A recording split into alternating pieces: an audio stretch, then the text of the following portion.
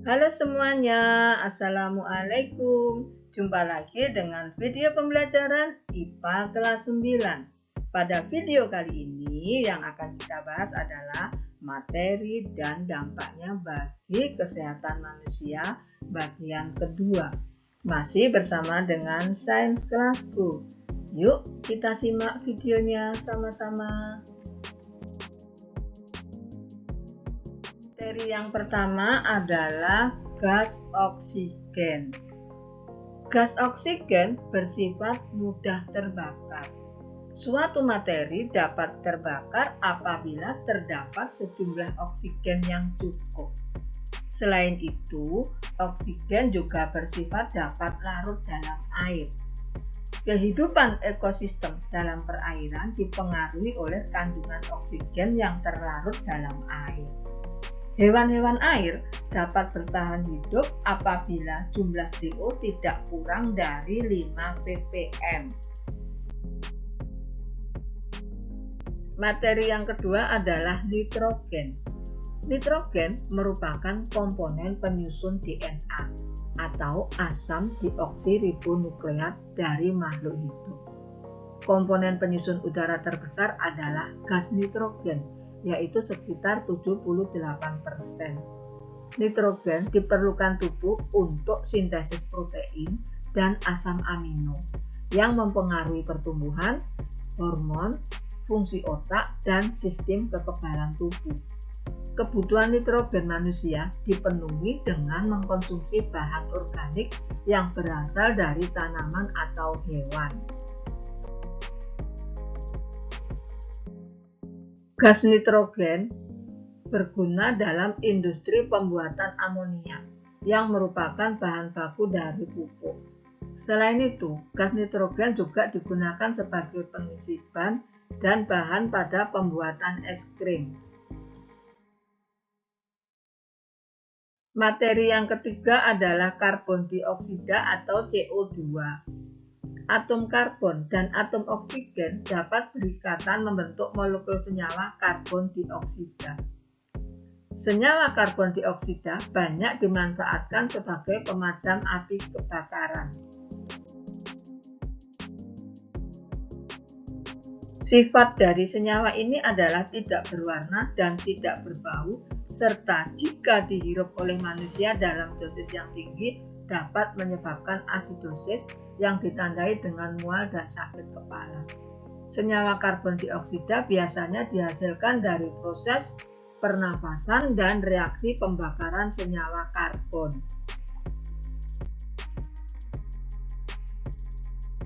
Materi yang keempat adalah mineral. Berdasarkan kebutuhannya di dalam tubuh, mineral dapat dibedakan menjadi dua jenis, yaitu mineral makro dan mineral mikro.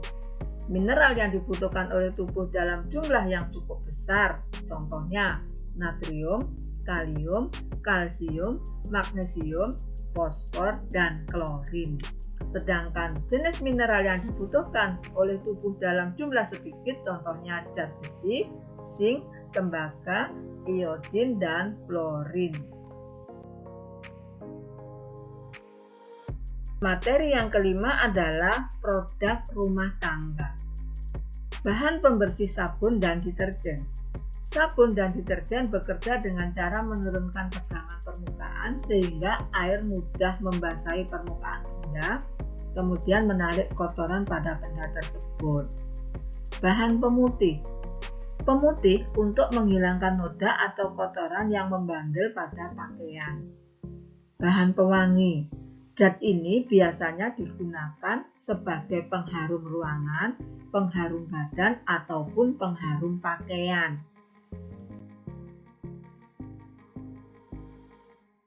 Materi selanjutnya adalah pembasmi hama atau pestisida.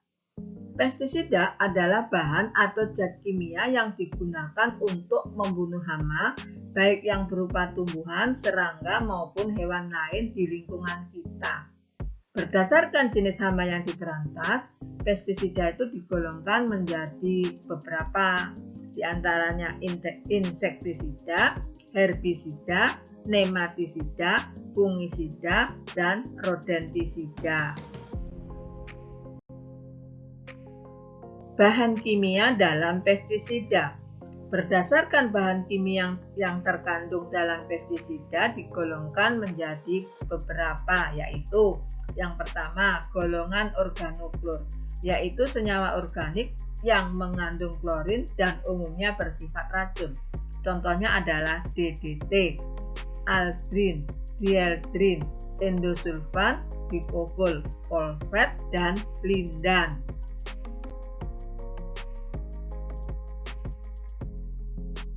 Yang kedua adalah golongan organofosfat, yaitu senyawa organik yang mengandung gugus fosfat.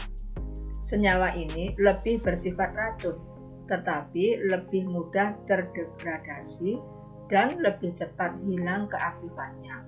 Contohnya adalah malation, diasinon, fention, metilparation, dan etilparation. Golongan karbonat merupakan golongan yang ketiga, yaitu senyawa organik yang merupakan turunan asam ditiokarbomin yang disebut dengan ditiokarbonat.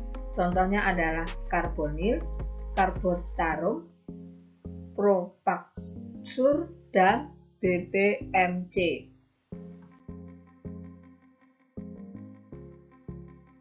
Nomor 7 adalah material bangunan. Berikut ini adalah beberapa material bangunan yang berbahaya beserta penyakit yang ditimbulkannya. Yang pertama, kayu. Kayu merupakan bahan material alami sehingga lebih ramah lingkungan. Seringkali orang memperindah warna kayu dengan menggunakan pelitur. Penggunaan pelitur dapat menimbulkan alergi kulit, mata pedih, dan gangguan selaput lendir.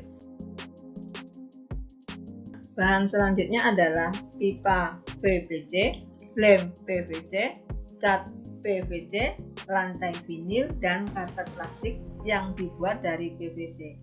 Memiliki sifat ringan, kuat, dan reaktivitas rendah, sehingga cocok berbagai keperluan.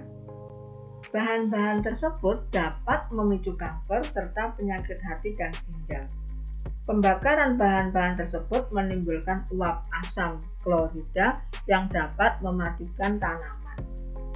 Selanjutnya adalah cat sintetis, thinner, dan cat epoksi yang mengandung etil alkohol dapat memicu gangguan saraf, darah, pernafasan, mata, selaput lendir, dan eksim pada kulit.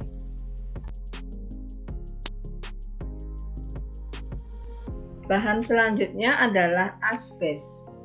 Asbes dapat berpengaruh buruk pada kesehatan kita. Asbes tersusun dari serat yang sangat kecil dan halus, sehingga tidak terlihat oleh mata dan memiliki sifat sangat ringan. Asbes yang dihirup dapat menyebabkan kanker setelah 20 atau 30 tahun kemudian. Penyakit yang ditimbulkan adalah gangguan paru-paru, asbestosis, dan kanker. Seperti biasa, di akhir video pembelajaran ada beberapa soal yang berkaitan dengan tayangan video tadi yang harus kalian kerjakan. Ini adalah beberapa pertanyaannya.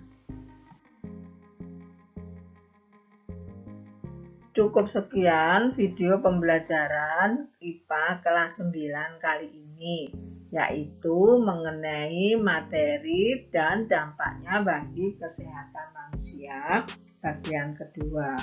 Semoga video ini bermanfaat bagi kalian semua. Terima kasih banyak. Di akhir kata, wassalamualaikum warahmatullahi wabarakatuh. Bye semuanya.